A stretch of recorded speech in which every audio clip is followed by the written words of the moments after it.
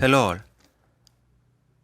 Now that we have covered the various leverages like the operating leverage and financial leverages in the previous sessions, it's time to learn about yet another vital financial metric of debt to equity ratio.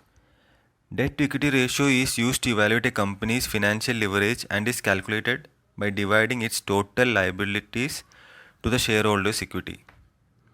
Both of these values you will get from the balance sheet in the annual report or the financial statement of the company.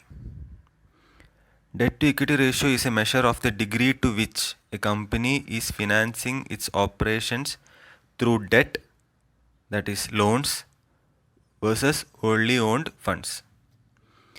In other words, it reflects the ability of shareholders' equity to cover all outstanding debts in the event of a business downturn.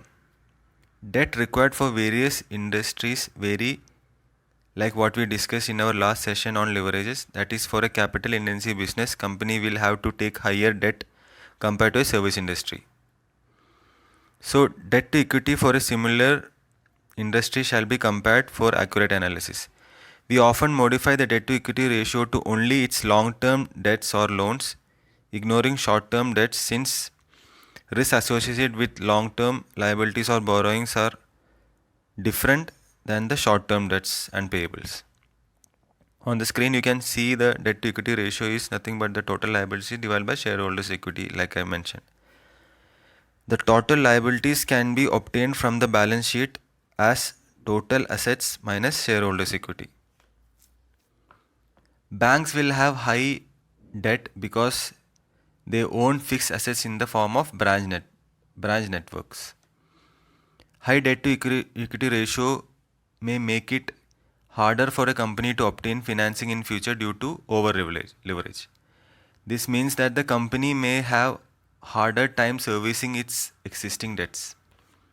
High debt to equity ratio can be an indicator for a credit crisis in future, including defaulting on loans or bonds or even bankruptcy.